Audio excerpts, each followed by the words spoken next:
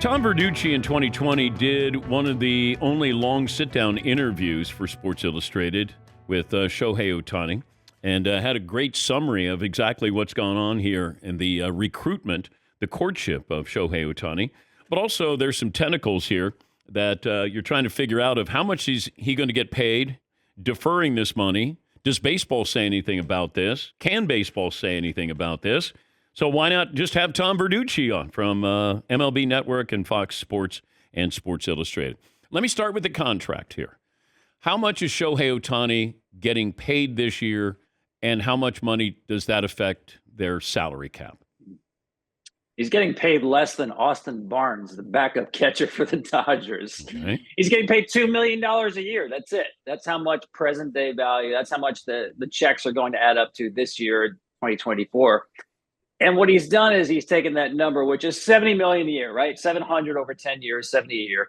And he's reduced that number in present day value as far as the luxury tax goes, because that's the number that really matters in baseball, to $46.6 million.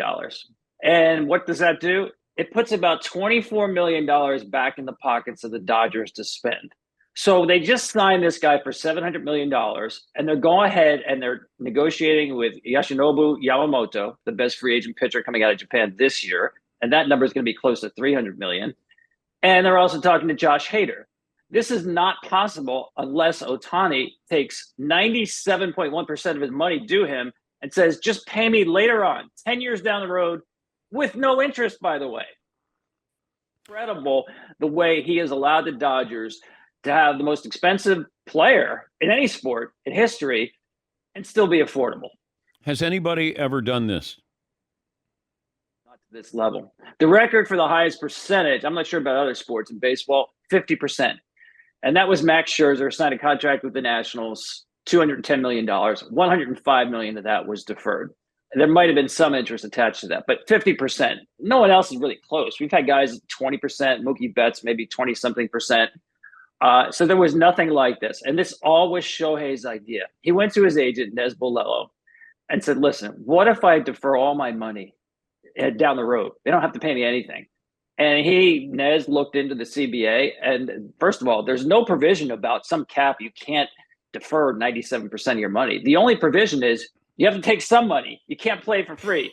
Minimum salary next year is $740,000. They settled for some reason on $2 million.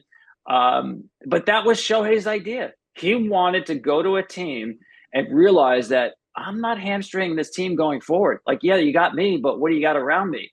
There's plenty around him now with the Dodgers. There was, and there will be. Take me back a week ago.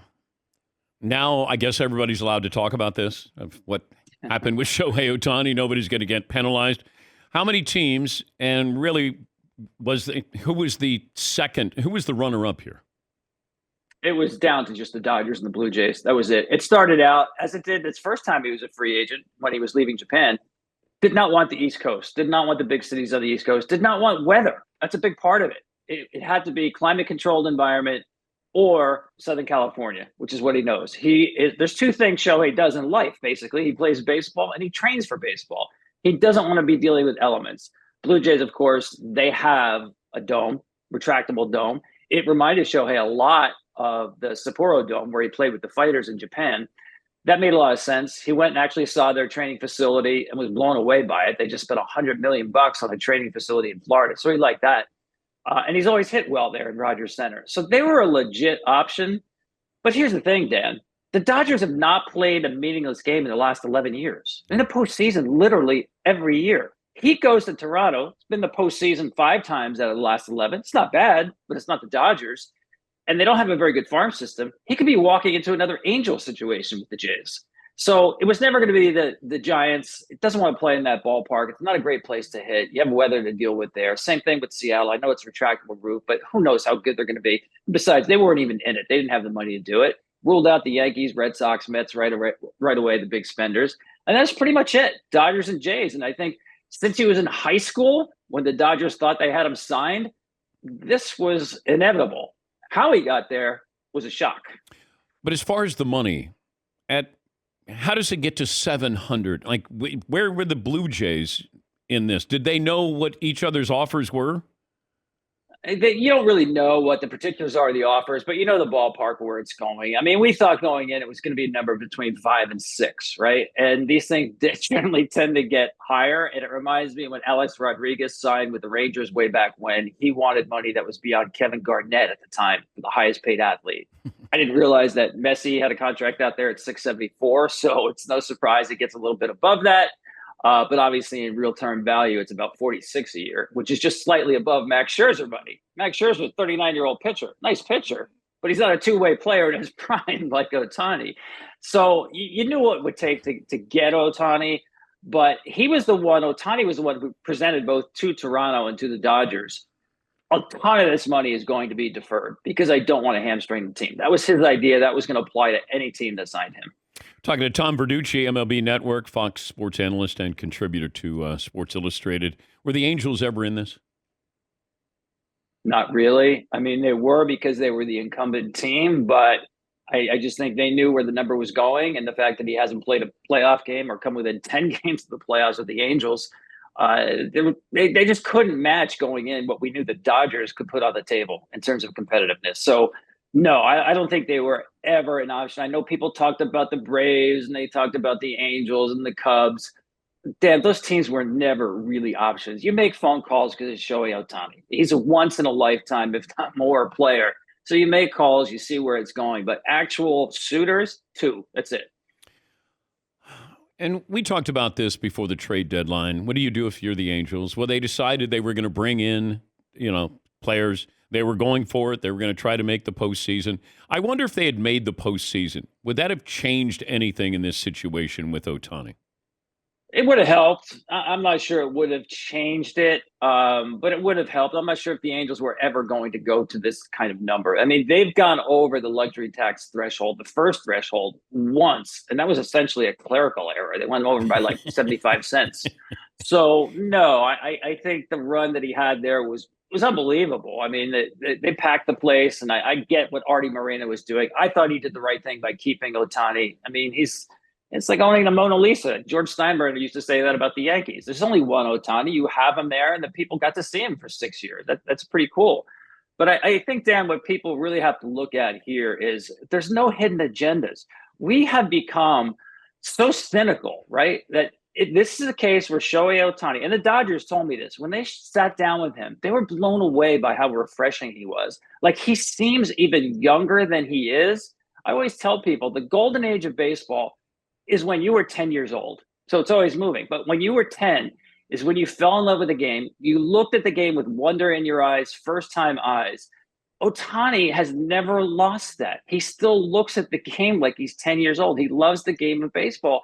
And I think it's a mark of humility here. And listen, don't get me wrong. He's making $50 million off the field next year, Dan. We don't have to hold a telethon for him, right? He has endorsements more than anybody else in the game. So he's got that nice backstop. But don't try to read too much into this. We're so used to players going in there and asking for the moon. I want luxury suites. I want private planes back and forth to home. He's doing the complete opposite and saying, I'm going to defer all this money later on so we have a competitive team. Take that for what it's worth, because Shohei's not that complicated of a guy. What you see is what you get. Baseball going to try to close this loophole? No, because I think they realize this is a unicorn player with a unicorn contract. This does not apply to anybody else. I don't see anybody else saying take 97% of my money and defer it 10 years down the road without interest. I mean, this is completely legal, if you will. It's in the collective bargaining agreement. There's nothing against it. The Players Association has no problem with this. You just won't find players who are going to do this. So it's not really a loophole. It's not like the Dodgers are trying to pull an end around here. It is what it is. It's an incredible, humble gesture by this guy that, we're always amazed at watching him on the field. And think about this, Dan. His value at $700 million comes from being a two-way player, and that's about it. I mean, you mentioned the story I wrote about him. Very little that we really actually know about Shohei, right? You don't hear him talk that much. He's certainly not in your face. He's not about branding or personality. It's really about his playing ability. To me, I find that refreshing, that his value is because he's an incredible two-way player and not about selling himself. What's the downside for the Dodgers?